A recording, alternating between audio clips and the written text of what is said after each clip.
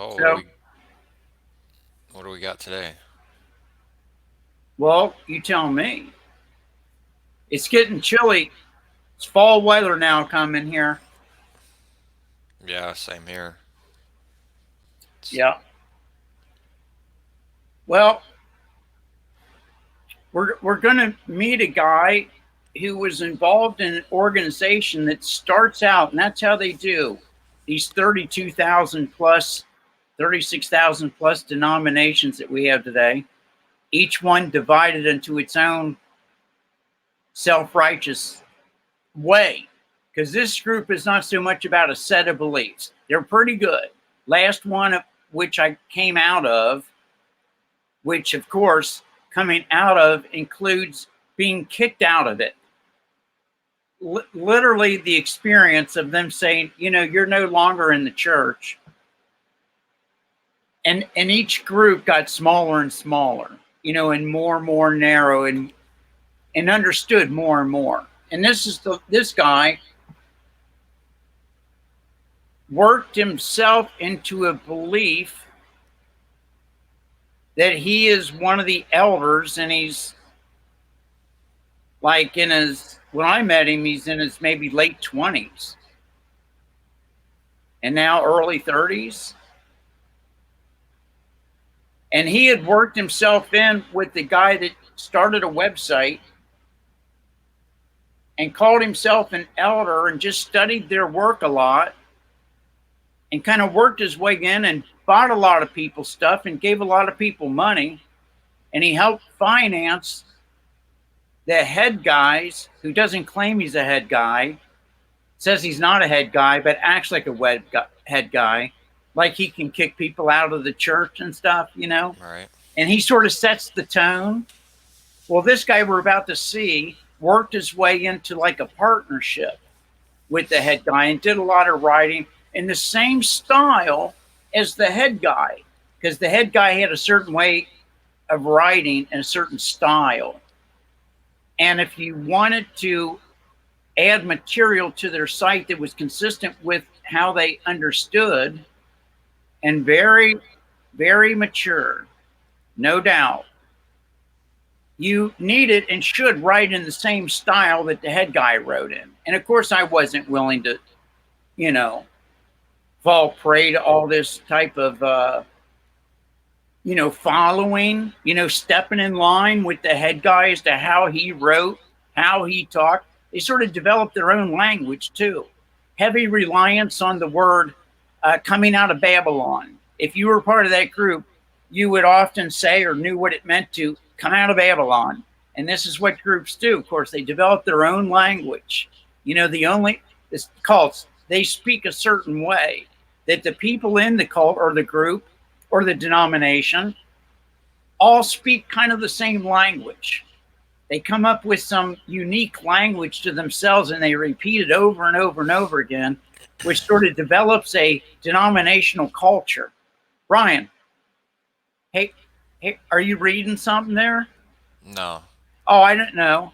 I thought you no, might be looking for a verse. no. I don't have anything here. Oh, Well, I okay. got my Bible on the table, but not. I was muting the mic real quick. Oh, I okay. Yeah, do that's that. good. Yeah, I have mine right here, sitting up on that little pedestal thing I showed you. Okay, so this guy, uh, you know, 1 year or so before he came into this group, had gone on a mission trip to Italy to teach people, which means to scare people about hell. So he when he entered the group, he was like a year or two out of a denomination on a mission trip, spreading salvation from hell, not God's salvation towards the mind and heart of Christ uh, to in appreciation for the benefits and rewards in the life aeonian, life in the next age, which is a promise to those God's chosen. as they continue to keep the mind and heart of God, the mind and heart of Christ first in their life, in their mind, as their main focus, as the primary seeking in their life. Anyway, okay, so this guy was part of a group that kicked me out of the last group with which I affiliated, which in the beginning, when I met them, it was innocent. It had not yet formed into this denominational structure. But once they got a website, and once all the peripheral people and the main people, which is about 20 or 30 people, and maybe 30 or 40 peripheral people, came together on a conference call line that I started and gave to them for a way to interact with each other for fellowship. Well, the head guy didn't like it. Since he didn't start it, he didn't like it because evidently he wasn't in control of it, and maybe something would go on there that he didn't like, where the focus and the purpose of it were for these few people that have been separated out, sanctified out of the church world, could meet each other and associate and have some fellowship. So he would show up to the conference call, which started one day a week at a certain time. He would show up late, 10 minutes late, 20 minutes late, regularly late, and apologize. And of course, this was disruptive because I had to take down names of everybody that entered upon the call and tell everybody else who was on the call so people would know who was on the call with whom they would be interacting. Anyway, he didn't like that I had started this. So the judgment in this guy's mind towards me as a threat started to really turn the corner in that exact direction at this time. And his fellow partner, who supposedly was like-minded, as only they are, as the body of Christ, as far as they knew, the only ones who had all found each other, have these elders or leaders that are self-assuming self-appointees. And this guy and the head guy, both of whom worked and had secret conference calls to eliminate me, ended up breaking up themselves. You know, they no longer talk to each other. They each have their own website now. So what do we have now? 2 new denominations. You know, I don't know. Anyway, let's play a little bit of this, and you can see the remnant of this carnal, prideful, self-righteous identity working in this guy as he sits as a spoiled rich kid, in a way, you might say. I mean, I don't mean to be so judgmental, but I mean, he's never really had to work a job, in that he inherited an existing profitable insurance company from his father. So he's in the business of selling fear, in the sense that, of course, insurance is a worldly way of giving you security and protection from any sickness or your house or any damages to your life. You know, your insurance will take care of it. God's probably become secondary to you paying out regularly to the insurance company, as will happen over time. You know, you might think of the insurance company as being the greater provider and protector of your life and your health and your house than God. You know, you pay out enough month after month, right, over time. But the point is, he owns an insurance company and spends his days all day selling and supporting that fear in the world. And yet he's an elder in this new group and played a handy right-hand man to removing me. And now we'll all get to meet him live at the airport. Ready, Ryan? Oh, yeah. All right. All right.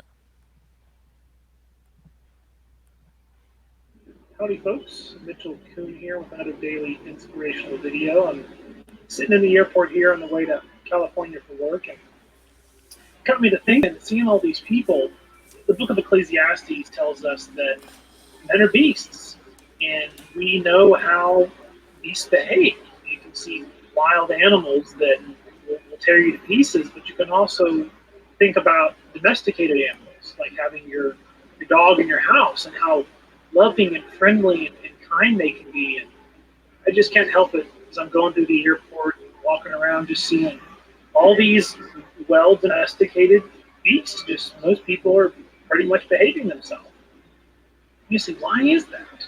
Well, it's because they're clothed and fed, and they're in a nice heated building while it's really cold outside, and things are going okay.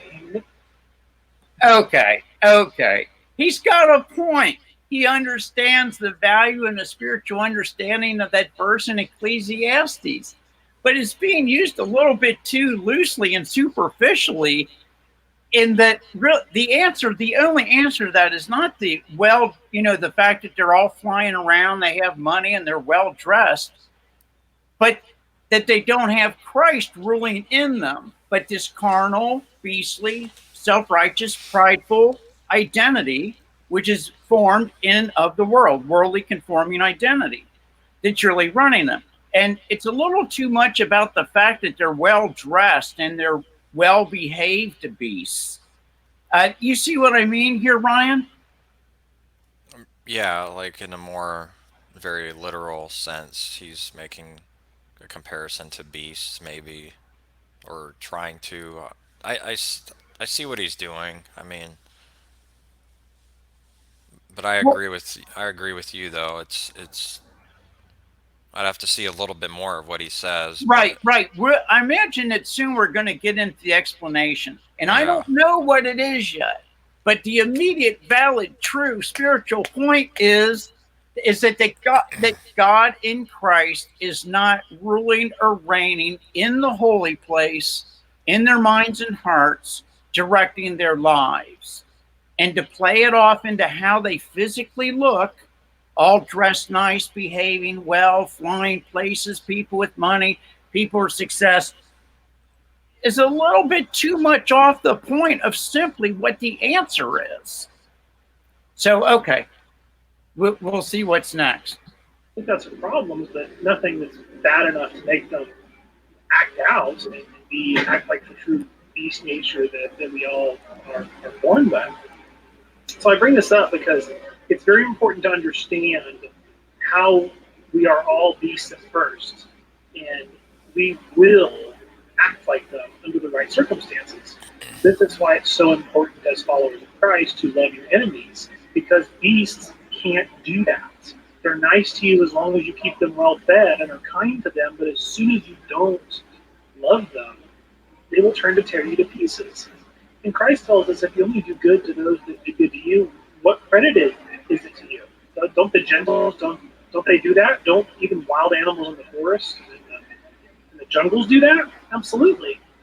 And our calling as followers of Christ is so much higher to not return evil to evil, to not revile when we're reviled, just like Christ did. And what this comes down to is really what you value.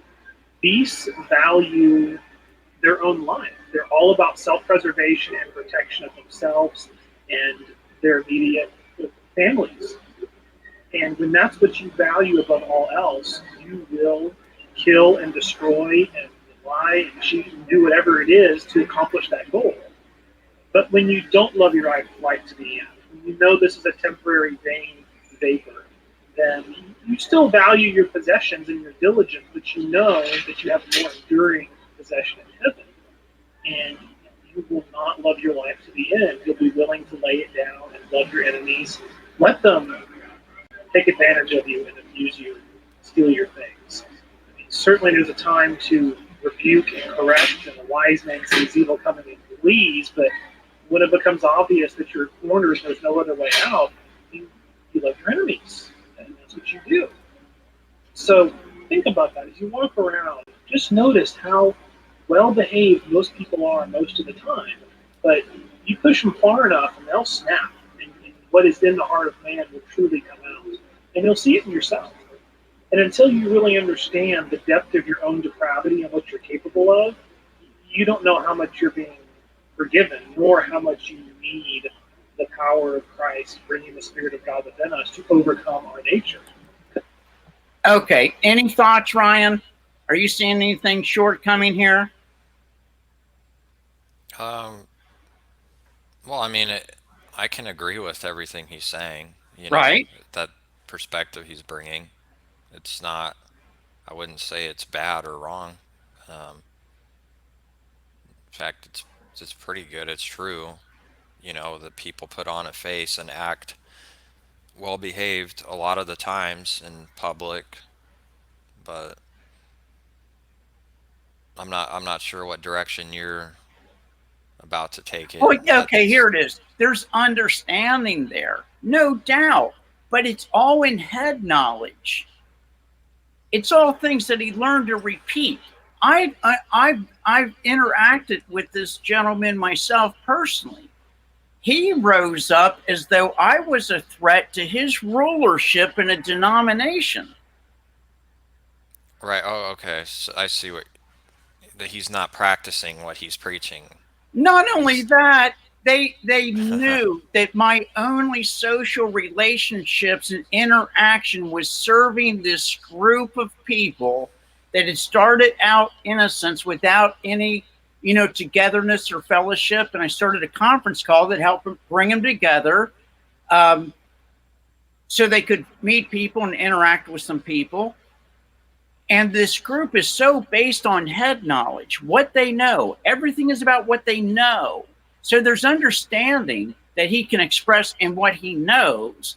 But the love that's in it, that beast he's talking about, came out of him and went to chew me up.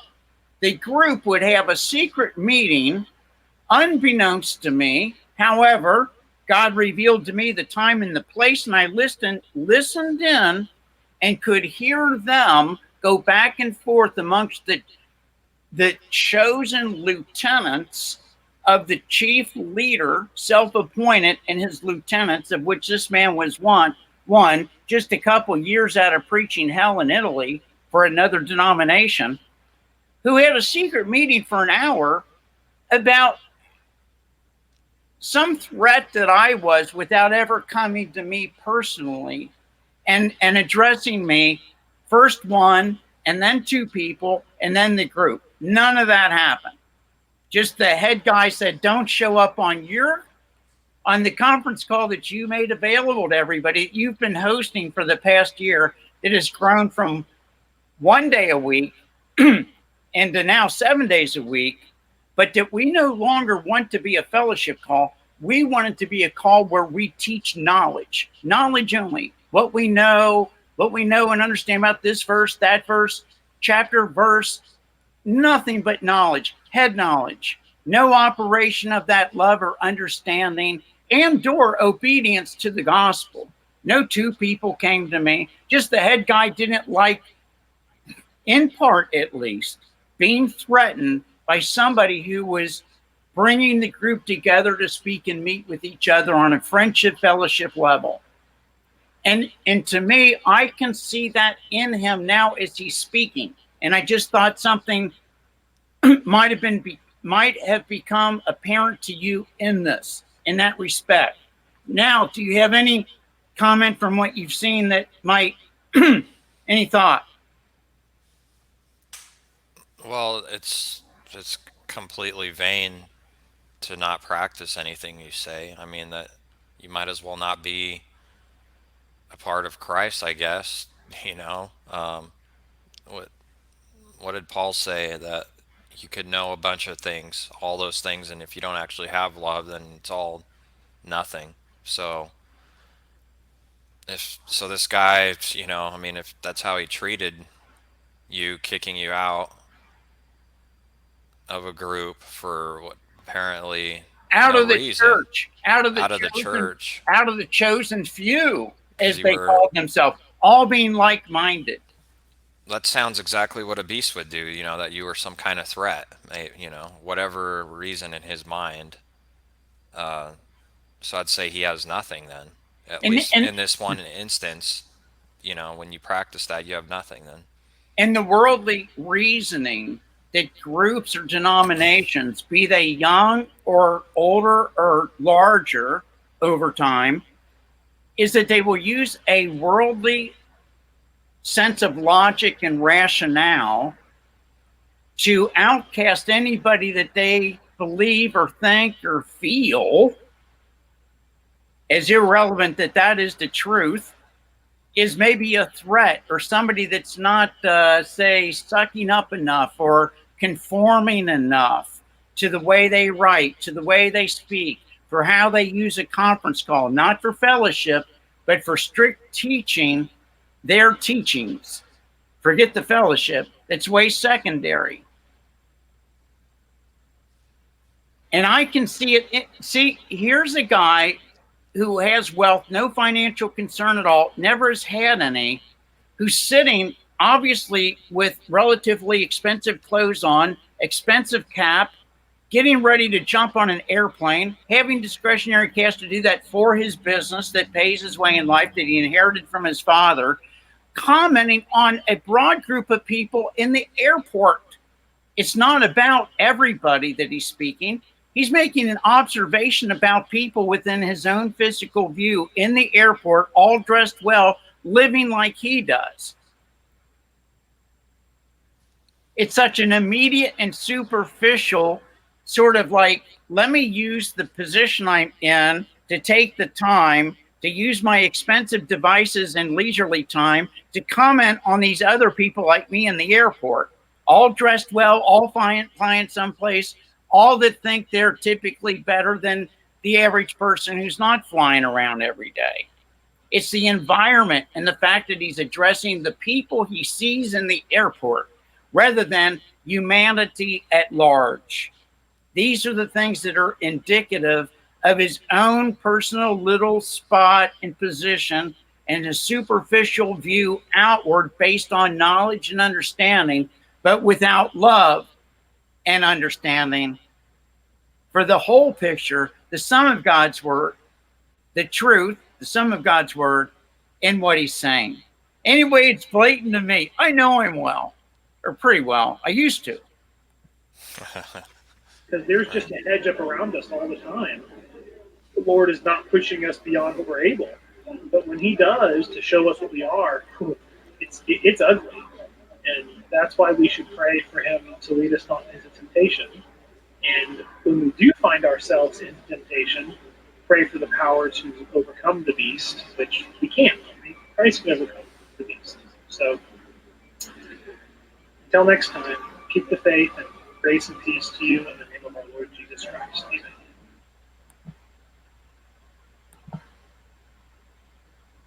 Okay, keep the faith. Howdy, folks. Always keep the faith, and until next time. Okay, these are indicative of what?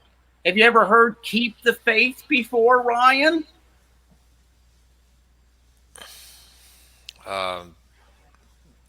By a certain group or just in general? Yeah, it's a cliche. Yeah, of course. Yeah. All the Yeah, time. It's something Christian people say at a baseball game or something, or Yeah, or even people who don't believe will tell a Christian to keep the faith sometimes. You know.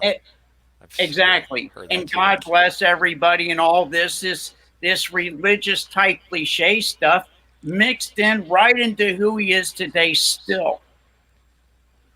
A guy that wants to rise ahead of other people, develop a position, which he is now the leader of his own group, since he and the other leader of the group with which I had associated with before they became this denominational group that started to rise out of what at one time was certainly more innocent and more pure, without an agenda, to gather disciples unto themselves, appoint leaders, and start to gather people that even gave financial support to the head people, whether it be by attention or by money. And it was both, because people will do more for attention and gathering attention into themselves to be somebody in this world in their own minds than they will for money. Because when they do that, eventually the money will come, and the money to the pre-existent leader, until he became the higher leader in his own mind that he became, came from this guy. He funded a worldwide trip for them to go around the world in a plane, live in nice hotels, and meet all the people that had found their website over time, so they could meet them in person And I mean, they're not traveling or walking places, like everybody can do. Yeah. It's a degree of wealth to travel around the world in an airplane and stay in nice hotels wherever you want around the world. So this guy kind of bought his way into a leadership position inside a group that had already formed, but had not yet developed into a denominational type of operation until there was a method of bringing people together by communicating, which was the conference call that I gave to the group for a purpose, which was some fellowship, that they, the self-appointed leaders, grabbed hold of and turned it into a teaching only call, period. No fellowship, no interaction, no people talking with each other, but predetermined teaching topics with scripted, knowledge-based lectures or sermons to give each other by, of course, only the self-appointed leaders. The very beginnings of a denominational group. I'd like to say I've seen it all, but I haven't. But, when you've come out of Catholicism at age 12, all the way down to a small group that had embraced such a narrowing road of fine, perfecting, refining, understanding, that, was the best group that I had ever found. And I didn't find it. It got laid in my lap. You don't find a group like this. You don't find them. It gets delivered. It gets brought by God in front of you. Not unlike how we met, which we'll get to in a video someday, as we've talked about doing. Right. Yeah, totally miraculous. Off the charts. Better chance of winning the lottery. Because you can't find this group. They don't have any buildings. They're not known by the government. They're not an official denomination. They don't have any government partnership. They don't have any buildings. And they didn't even have a website when I found them. I didn't find them. They showed up. It's like, the secular cliche, the teacher will show up when the student's ready for the teacher. It's something like that. It's a cliche. Yeah. Do you know how it goes? Not exactly. Right, but something like that. Right. Yeah. Well, God, of course, works in the same way. You're not going to go find God if God doesn't want you to find God. Obviously, Yeah. God keeps things from people until God gives the increase. Why did Christ speak in parables? So that they would not understand and have the increase until it was given. That's what the word we hear a lot is given. And And God, not, yeah, and God grants, or it's just like another way of saying given, repentance too. Just gives everything. and not healed and not saved, particularly, particularly in the verse. Spoken parables so that they will not understand, will not be healed, and will not be saved. How much more abundantly clear, was Christ doing his Father's will to make it be known and make it clear. Healed from what and saved from what? From themselves, Exactly. from the death of their own carnal identity, leading them to the grave, subject to doubts, worries, and fears their entire life because they haven't become somebody in and of the world that's secure enough yet. Like Right. they're going to, find and make their own security. That's the importance. Saved from yourself, really, that beast, like we saw in the video, that it's within you, not from a hell or from something way out there, some Right. crazy thing. What value does that have? Zero. Yeah. And one of the things that would reveal or say be a sign or a red flag about a guy like this is that he's never even been under any financial pressure or struggle at all. In fact, not only that, it was all literally handed to him, handed on a silver platter.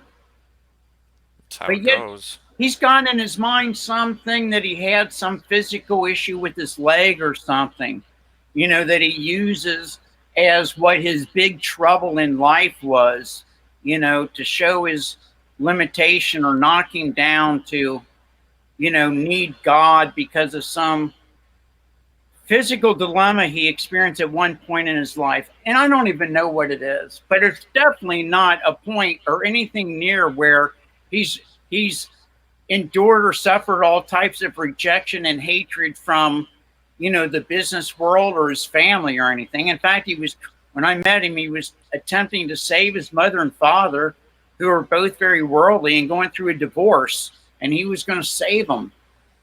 I was trying to say, Mitch, there's no way you can't save them. They've been competing with each other from the day they've met, and it was just a matter of time with their worldliness and their own personal pursuits that they were going to go their own ways.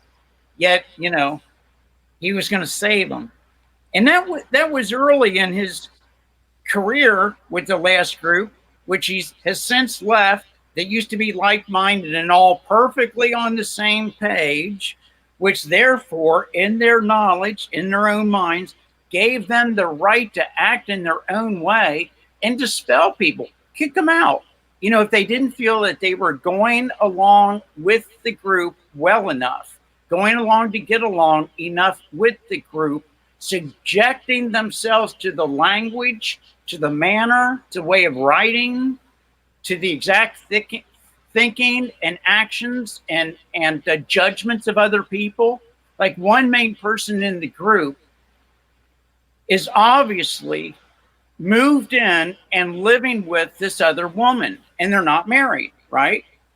Okay. A guy named Tony. And everybody knows it because he's talking about how they went here together and there together and they're traveling around together. And at the exact same time this is going on, Mitch, the guy that we've just met, is kicking some other guy out of the group who had brought some woman into his home that he knew from a while back, who was having some type of financial pressure or problem. And he, along with the group, are now being a self-appointed elder or leader, kicked the other guy out. While somebody who had more favor in the group, it was being, ignored.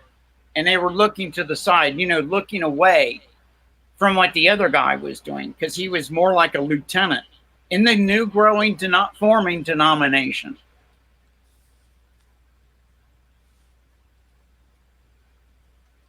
Ooh, that's a lot. That's the typical experience you've been through a lot of times in life, huh? Yeah, and a lot of people that are no longer accepted in their denomination, by the so-called leaders, like Andy, who wrote, Andy, who's been on our video. Him and his whole family and his kids completely kicked out of their denomination when he went to send something he wrote to like 25 or 30 different leaders or ministers of his denomination, with which he had been in affiliation and worked with for years, maybe a decade or two, I don't know, a long time, and had given a lot of maybe money and free labor to the group. And when he came to them with what he was given as understanding from God concerning the truth and the lie and the deception, the confusion that the Trinity is, and he goes with a pure heart with the intention to open up what he had been given to his understanding, all these ministers ganged up on him and kicked him out. He's no longer allowed to be friends with all the people that were his best friends.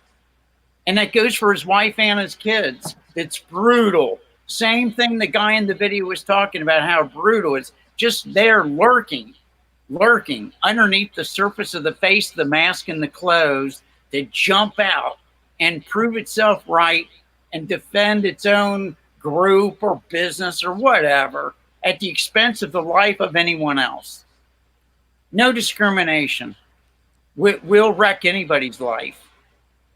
And I could see in him that he's speaking of those people in that way, and that he knows enough to talk about those people just in the airport, not people at large so much, because he's talking specifically about the people he physically sees right now with his eyes, who are all dressed up and looking good and behaving nice, as he so eloquently pointed out. Like right now, these people are all acting nice. Yeah. Okay. Okay. He knows. He knows. He has some understanding. There's a vicious, brutal, self-righteous, prideful identity behind that, and I've seen it. It's come out on me. Anything else, Brian? Can you add a little bit to that? We'll end this one. I'm good. All right.